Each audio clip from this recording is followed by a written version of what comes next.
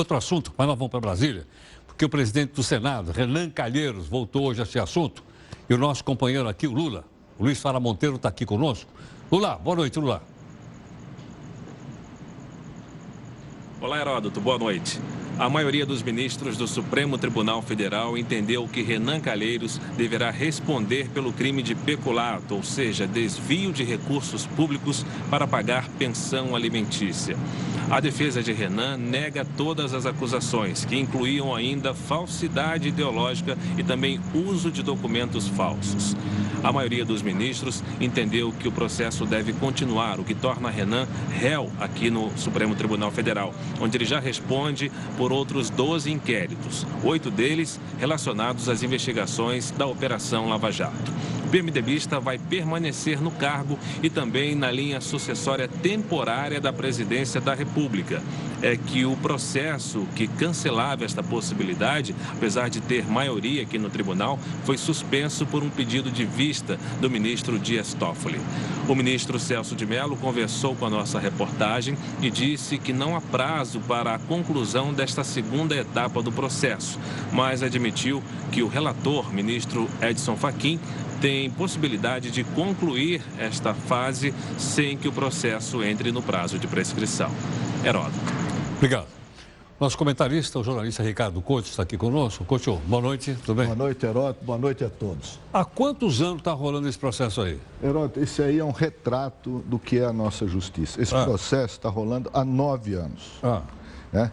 E só hoje é que aceitaram, denunciaram o Renan Calheiros. É uma história muito antiga, não tem nada a ver com Lava Jato. Essa daí não tem nada a ver, não? O Renan tem mais 11 processos lá. Esse é um dos 12 que ele responde no Supremo. Né?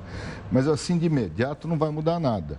Quer dizer, não vai se afastar da presidência do Senado. Nós temos agora um réu presidente do Senado. Né? Mas, peraí. O Eduardo Cunha não foi réu também? Foi réu e foi afastado. Aí não puseram o homem para fora? Foi. Mas o Renan não aconteceu isso ainda. Né? E também não pode suceder o presidente numa emergência, porque o Dias Toffoli, outro ministro, pediu vista. E a gente sabe que aqui no Brasil pede vista e não tem prazo. Em fevereiro, termina o mandato do Renan. Aí ele tem que deixar a presidência do Senado, vai entrar outro. Né? Mas como é que pode demorar tanto? E outra coisa, foi 8-3, né? 8-3. 8 ministros aceitaram a denúncia, né, do relator Fachin, e 3 não, alegando que as provas eram imprestáveis, né, que não serviam para nada. Como é que pode? Por que demora tanto tempo para, no fim, chegar à conclusão que não há provas contra o denunciado? Esse é um retrato da nossa justiça.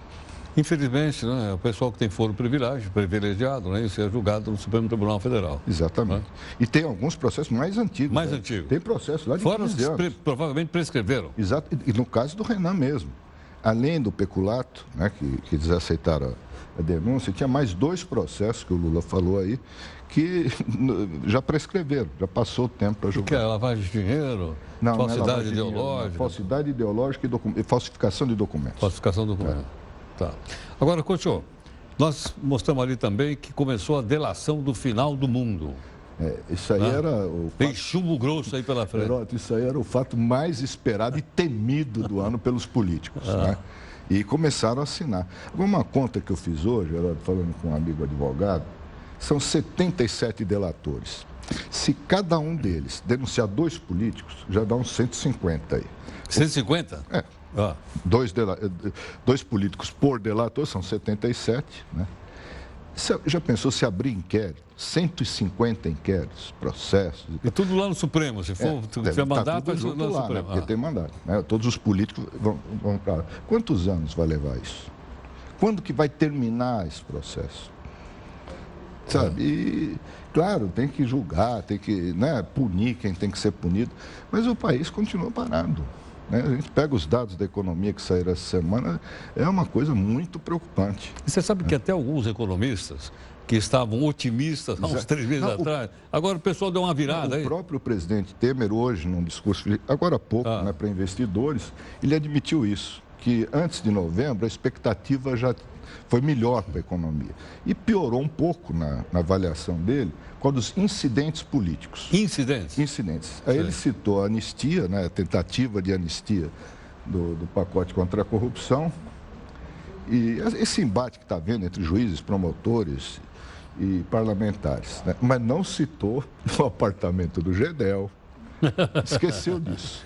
Né? Apartamento do Gedel? Acho que eu já ouvi falar nesse negócio, não sei aonde. Mas isso ele não lembrou. Ah, não lembrou. Aí perguntaram das manifestações, tem várias, em mais de 100 cidades programadas para domingo, falou que isso não preocupa o governo, que isso faz parte da democracia. Não preocupa, devia preocupar.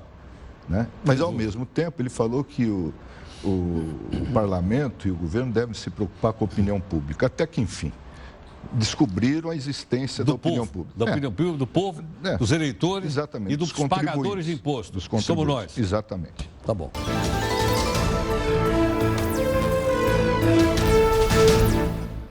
Nosso comentarista Ricardo Cocho está aqui conosco. Cocho, qual é a avaliação que você fez da manifestação que os colombianos, né, mostraram lá no estado de Medellín, que a gente mostrou ao vivo ontem, foi dentro do jornal, com a sorte. Foi aí que eu vi as primeiras cenas, depois continuei acompanhando.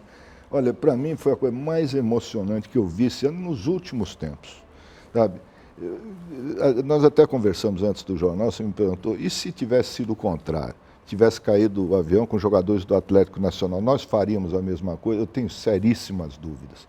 Isso que os colombianos fizeram, sabe, eles cantaram o hino da Chapecoense, botaram a camisa, foi 44 mil pessoas no estádio e mais outro tanto que não conseguiu entrar.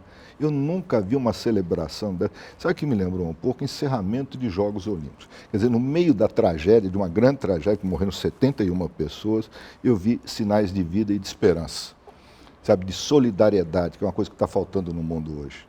E se isso vale para o futebol, deveria valer para tudo. Acabar com os fanatismos de todo tipo que tem por aí, ideológicos, políticos, econômicos, religiosos. Sabe, as pessoas têm que... Foi uma demonstração de humanidade. Quer dizer, ainda dá para a gente acreditar no ser humano. No meio de tanta tragédia, né, de tanta coisa ruim, de notícias ruins que nós damos aqui, é importante também a gente procurar alguma coisa que dê mais esperança, mais sentido à vida.